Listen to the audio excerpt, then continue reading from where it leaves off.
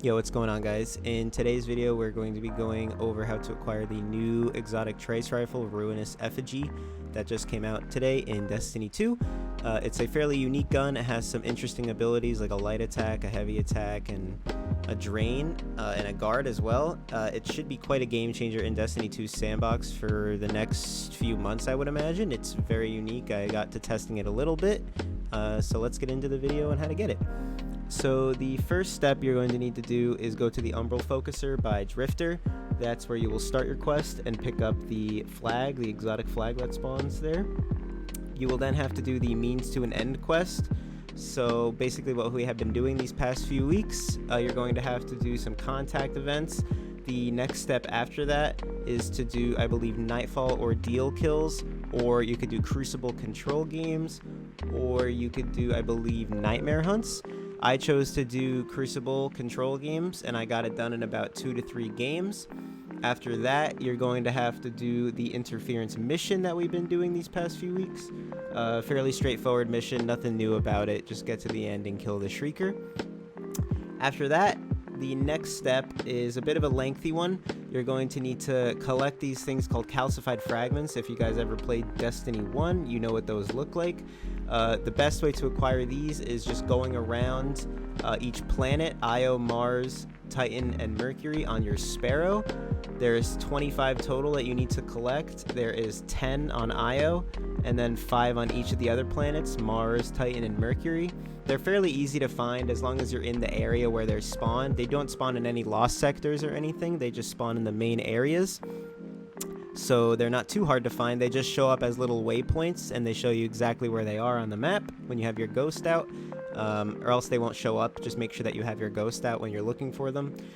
Like I said, there's 10 on Io and then 5 on the other planets. They show up in mainly the main areas of each planet, with a few exceptions where there's like some under caves and stuff, but they're not in. None of them are in lost sectors. The next step after that is you're going to have to kill 15 taken marionettes, they're called. The best way I figured out how to do this was to go to Lost Oasis on Io and simply wait there in the patrol zone with all the other people that are waiting there as well. You're going to be waiting for some text to come up in the chat as like a taken disturbance has come up. When you see that, follow the people that are around you just to make sure that you find it. If not, just listen for the taken spawning in that area. There's like about 7 or 8 spawns in the Lost Oasis on Io that I found where they were spawning. Basically, there's a couple waves of ads that spawn, like any normal taken event, and then it slowly gets harder and harder with captains and then ogres, and then eventually a boss that spawns, an unstoppable phalanx called a marionette, although sometimes they could be hobgoblins or ogres as well. They're just giant yellow health enemies. And then the next step after that, after you were done with both of those, the marionettes and the calcified fragments, is you're going to have to do reckoning or gambit. You are going to have to get precision void kills, and you're also going to have to just get void kills. The best way for this, I figured, was to do tier 2 reckoning. It granted a little over 20% each successful run. However, if you do fail this, it only gives about 7% or 6%. So if you want to run this with a team, that might be smart, because you'll definitely get it done faster as long as you get it done successfully. This week it's the knights at the end, so if you're not familiar with how the knights work, there's 4 little pillars that spawn. Just go to the area that it tells you to, where the light spawns, and then a damage buff will drop, and then you kill each of the 2 knights. Just a friendly little tip there in case none of you guys are familiar with reckoning. After you do that, you're gonna have to get while you're doing that, you're gonna have to get void kills and void precision kills. For this, I really do recommend, if you have a void LMG, to use this for not only the void kills but the void precision kills, as it one-shots the thrall to the head. I got this part done in 2 reckoning runs before I was even done with the reckoning part of the quest. I used Hammerhead. If you have Hammerhead, that's very useful from the Black Armory DLC. You could also use another Void LMG from Collections, or even the Crown of Sorrow LMG. That's also Void, I believe. For classes and supers to run during this, I recommend Nova Bomb with Nezarec Sin, so you get your Nova Bomb pretty frequently because you're getting void kills. You could run Sentinel with Doomfang Pauldrons, so you get to throw a lot of shields while you're in your super, and it'll ricochet to thrall after thrall after thrall. That'll get your void kills up.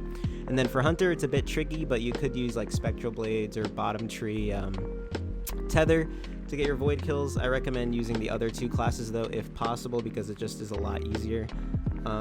Like I said, getting kills with an LMG got it done very fast. I suppose that you could use Recluse, but LMG obviously does a lot more damage. Now you're not going to want to use something like a Truth or a Deathbringer here because you need precision kills, and obviously with a rocket launcher you're not going to get precision kills.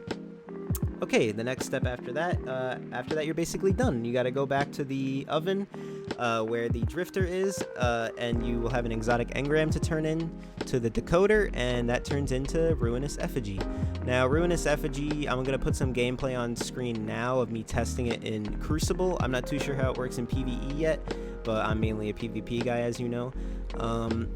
The light attack does 150 damage.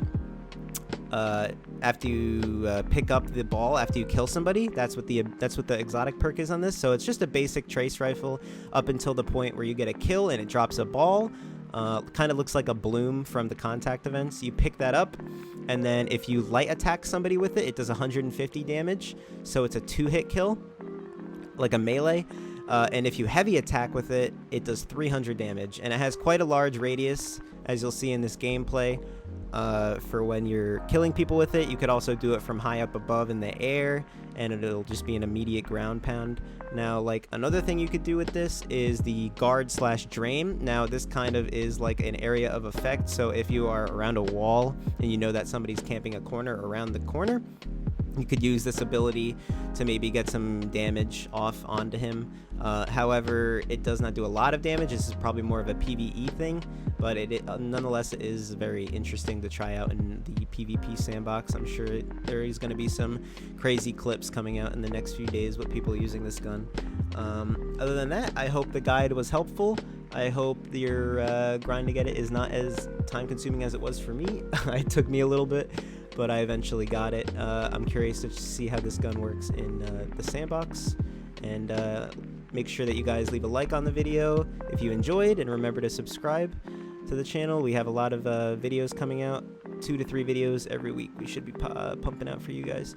So I appreciate you guys watching, and have a good rest of your day. All right, peace.